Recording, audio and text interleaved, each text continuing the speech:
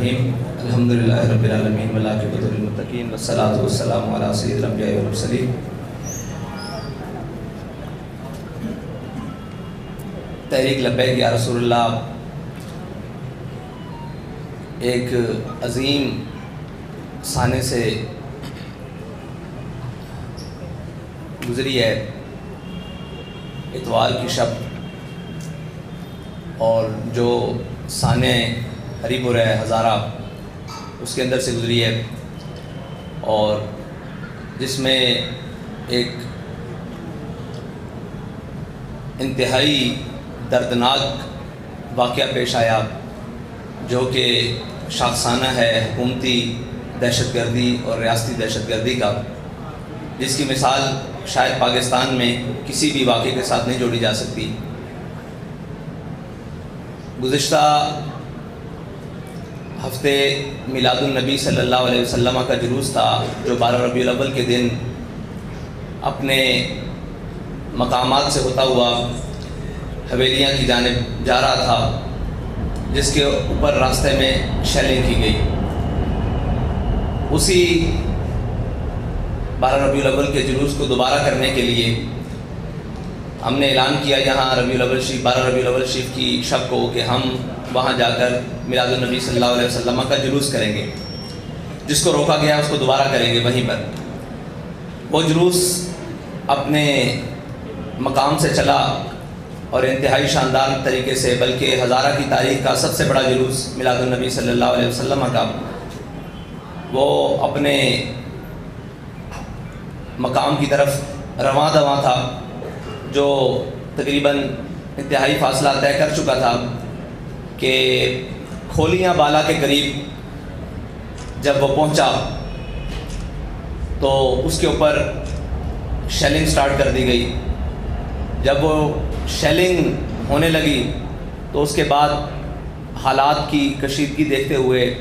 اور سارے معاملات دیکھتے ہوئے 3 کلومیٹر پہلے ہی جلوس کو اختتام کر دیا گیا اور جلوس کو واپس موڑ لیا گیا۔ وہ حدود جہاں دفعہ 144 لگی ہوئی تھی، وہ حدود جہاں پر انتظامیہ کہہ رہی تھی کہ یہاں نہیں آنا، اس حدود سے تقریباً 2.5 کلومیٹر پہلے ہماری حدود ابھی آدھا کلومیٹر پہلے تک تھی جہاں ہم جا سکتے تھے، لیکن ہم نے اس سے پہلے اپنی ختم کر دی۔ لیکن بلا اشتعال شیلنگ کا سلسلہ جاری رہا اور اس کے بعد جلوس کو واپسی کی طرف موڑ دیا گیا، اور جب جلوس واپسی کی طرف موڑا تو اس کے اوپر پیچھے سے کارکنان کے اوپر، پورے جلوس کے اوپر گولیاں، شیلنگ اور انتہائی دردناک طریقے سے جتنے بھی کارکنان شہید ہوئے ان کو پیچھے سے گولیاں ماری گئیں، کسی کو سر میں لگی، کسی کو کمر میں لگی اور آر پار، اور جتنے بھی زخمی ہوئے سب کو گولیاں پیچھے سے لگیں، اور اگر کسی نے پیچھے مڑ کر دیکھا تو اس کو سامنے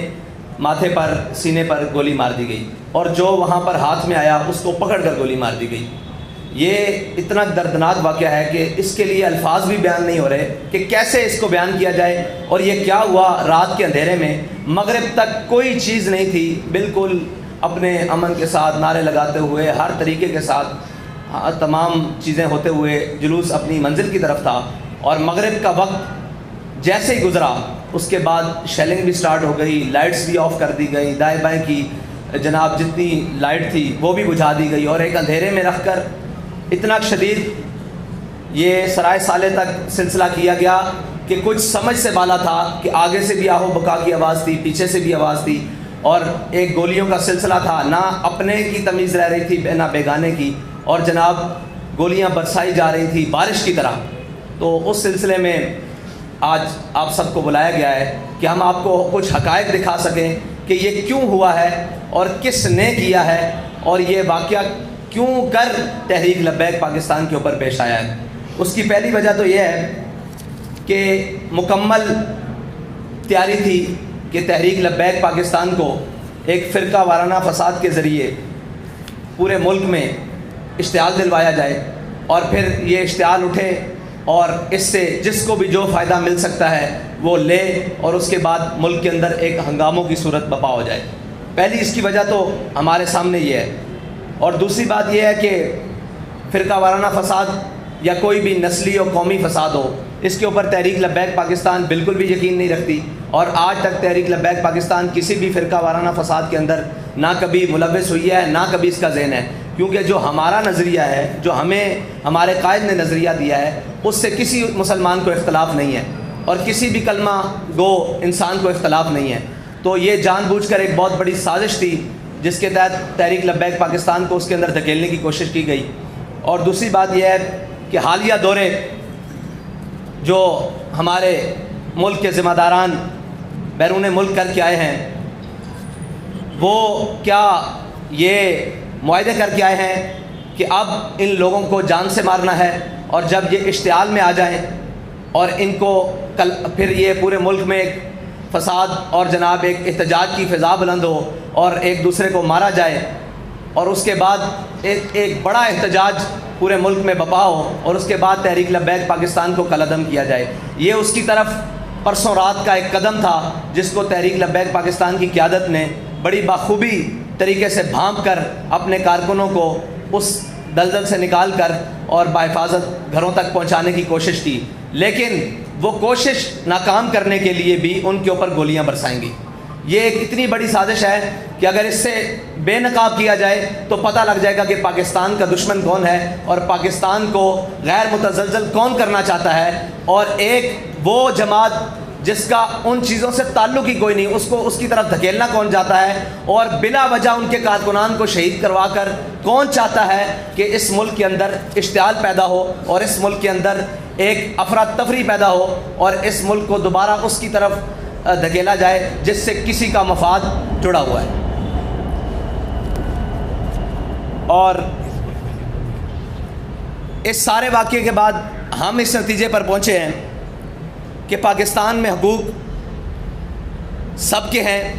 تمام سیاسی جماعتوں کے ہیں، تمام چیزوں کے ہیں،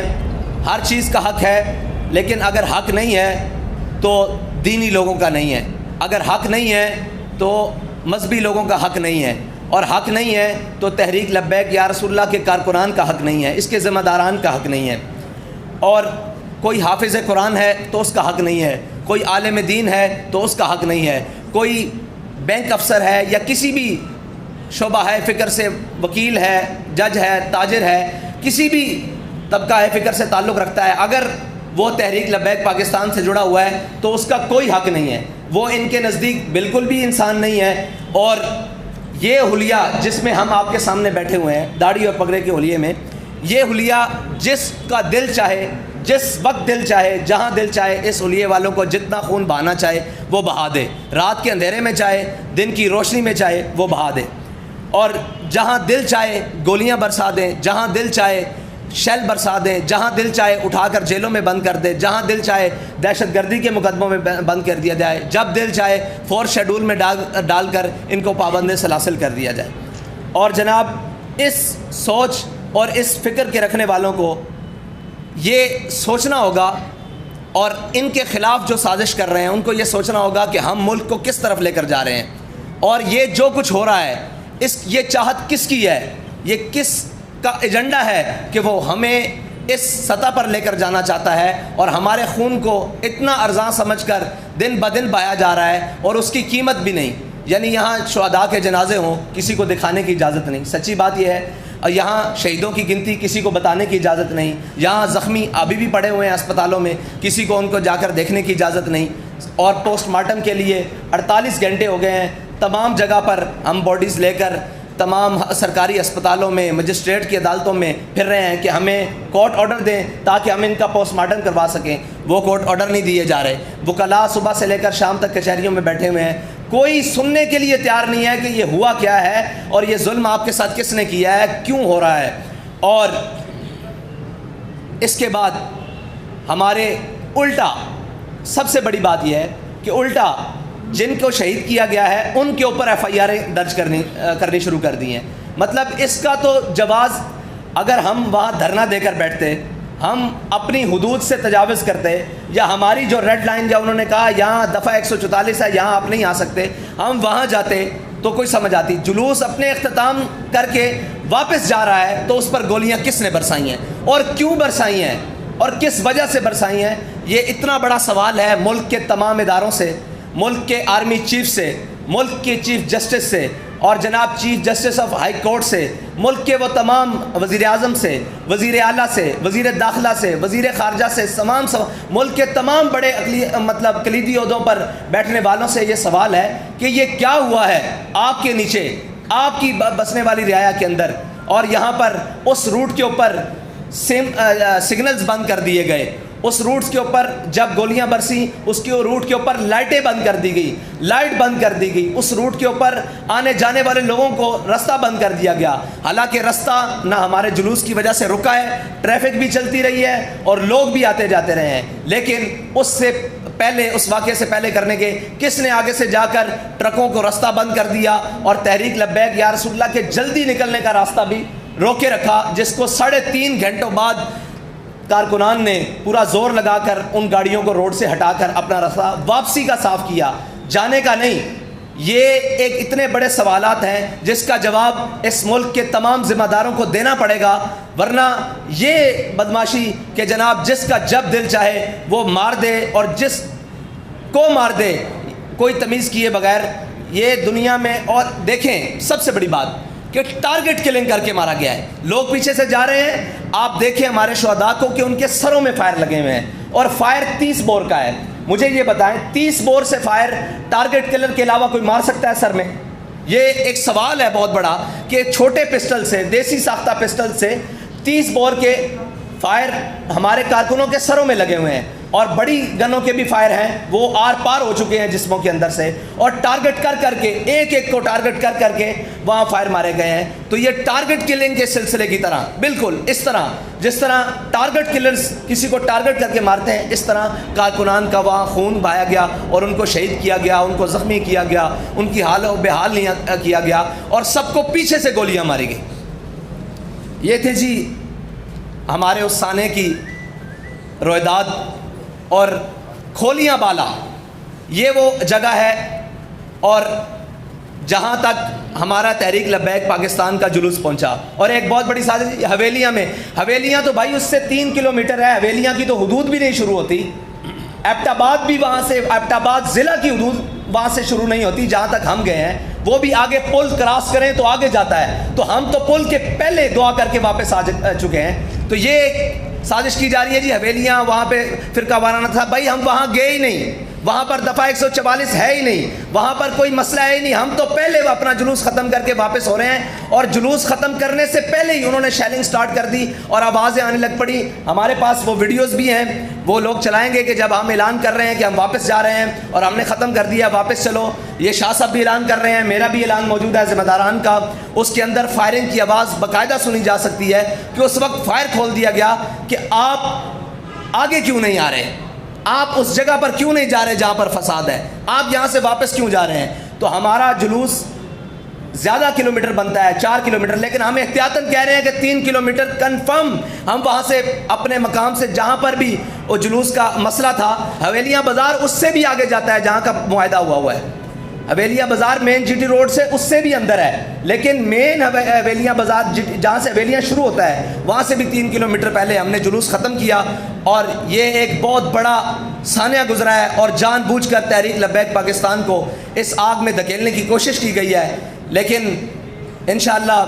وہ ہر چہرہ بے نقاب ہوگا جس نے تحریک کے خلاف اور پاکستان کے خلاف یہ بہت بڑی سازش کی ہے۔ بہت شکریہ۔